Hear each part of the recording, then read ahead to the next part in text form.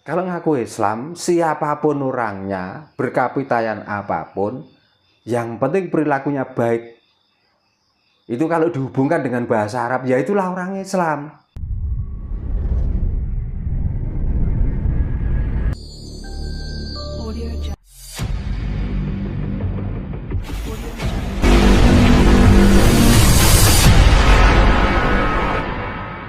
Betul, Pak.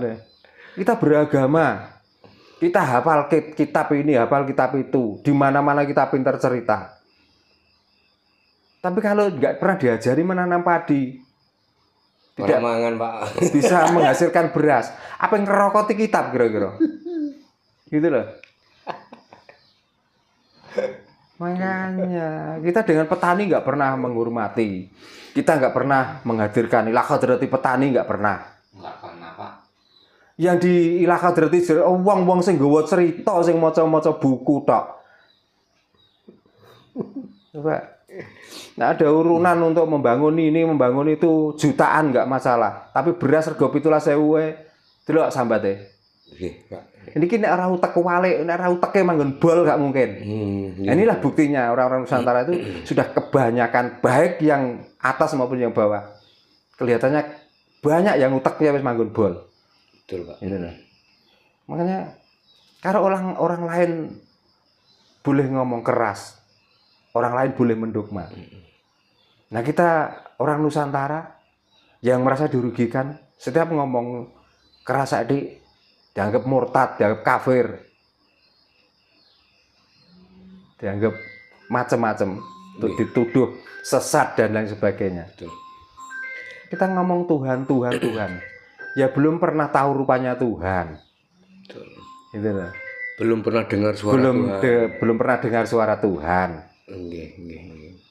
Tapi seolah-olah dengan orang Jawa yang percaya dengan Tuhan ini, dengan melakukan perintahnya hatinya sendiri dengan rasa dianggap orang kafir, orang sesat. Nggih.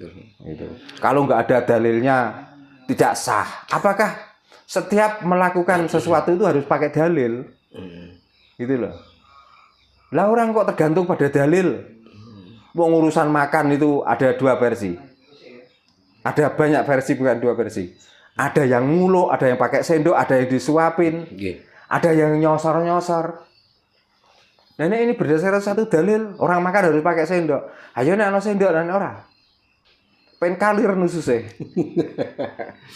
Iya. Nah, ini masih terkait dengan Wali Songo tadi, Pak. Di dalam buku-buku sejarah Islam, dijelaskan juga bahwa Wali Songo itu keturunan dari Nabi Muhammad.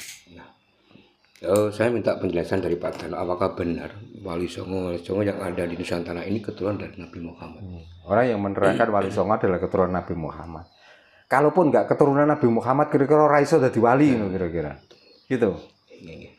Apakah tanpa keturunan dari Nabi Muhammad, orang itu dia akan melakukan hal yang terbaik? Kira-kira begitu. Dia mau ngeklaim ini keturunan dari mana, monggo terserah, sakarepmu. Tapi kalau saya sendiri, aku ora percaya. Tidak sepakat, Pak, ya? Tidak sepakat. Tapi kalau setiap orang yang datang ke sini dengan melakukan syiar agama, orangnya yang benar, dia bersama Nur Muhammad. Nah, itu saya setuju. Karena sudah dijelaskan bahwa Nur Muhammad itu sinar putih, sinar yang terang benderang. Sinar yang membawa syafaat, itu ada nurnya, bukan manusianya. Semua manusia memiliki, Pak, ya? Semua manusia, contohnya seperti saya. Yang dianggap baik, itu kebanyakan apa yang keluar dari mulut saya. Iya. Tapi kalau melihat perilaku saya, mungkin banyak orang yang kudu muntah. Gitu loh. Dan keturunan Nabi Muhammad diklaim itu adalah keturunan Wali Songo. Masalahnya kan gini, orang itu sudah melakukan baik, dalam arti baik itu dalam alur agama, itu terus dihubung-hubungkan. Pertanyaannya gini loh, setelah Nabi Muhammad, kenapa nggak diurut lagi sampai ke atas? Nanti kemana larinya? Kok berhentinya di Nabi Muhammad? Kenapa? Iya. Gitu. Mestinya ya kalau diurut ya sekalian langsung ke atas terus. Kenapa harus berhenti di situ? Masa orang mau ngelakoni apik ini gak keturunan Nabi Muhammad? Gitu. Nah ini masih terkait dengan Islam Pak Darno. Bahwa banyak kan orang ini kan mengklaim, berasumsi bahwa sebenarnya Islam itu kan dari Arab ya. Nah tadi saya baca di medsos bahwa negara Maladewa itu 100% penduduknya kan Islam. Tapi di Arab yang kita klaim sebagai negara asal agama Islam, konon katanya kan seperti itu Pak, itu justru malah 95%. Nah, yang menjadi pertanyaan saya, kenapa kok justru malah negara yang kita klaim sebagai asal Islam itu justru penduduknya kok malah 95% yang Muslim, tapi yang Maladewa itu justru malah 100% Pak. Nah, ya, karena Islam itu diartikan agama atau Islam itu diartikan perilaku. Karena Islam itu sebenarnya perilaku. Perilaku orang yang mencari keselamatan tuh, atau setiap apa yang dikerjakan tuh menuju ke keselamatan, itu sebenarnya Islam. Karena Islam itu bahasa sebenarnya, bukan agama. Bukan agama. Jadi di dalamnya orang yang beragama Islam itu ada orang Islam juga ada. Di dalamnya orang yang beragama Islam itu orang kafir ya ada. Kalau enggak, kenapa di Al-Quran kok? Karena Al-Quran adalah kitab orang Islam. Kok di situ dikatakan juga ada orang yang bersyukur, ada yang kafir. La in syakartum la azidanakum wa la in kafartum. Berarti kan enggak menutup kemungkinan bahwa di dalam orang yang beragama Islam juga ada yang kafir. Ada yang Islam kan gitu. Ada yang Muslim. Jadi tidak menjamin kalau orang yang beragama Islam itu mesti baik, itu enggak menjamin. Bukan jaminan. Karena Islam adalah perbuatan, perilaku. Nah dari perilaku orang-orang bagus itulah, maka itu dibuat wadah bahwa oh ini kumpulan orang-orang yang melakukan baik, maka dia buatlah agama Islam. Gitu. Tapi setelah itu dibentuk suatu golongan agama Islam, ternyata nanti kalau keturunan atau penerus dari orang yang melakukan kebaikan ternyata ya banyak yang melakukan jahat, melakukan kejahatan, melakukan perbuatan-perbuatan yang tidak terpuji. Kalau ngaku Islam, siapapun orangnya, berkapitayan apapun, yang penting perilakunya baik. Itu kalau dihubungkan dengan bahasa Arab, ya itulah orang Islam. Bukan orang beragama Islam. Gitu loh.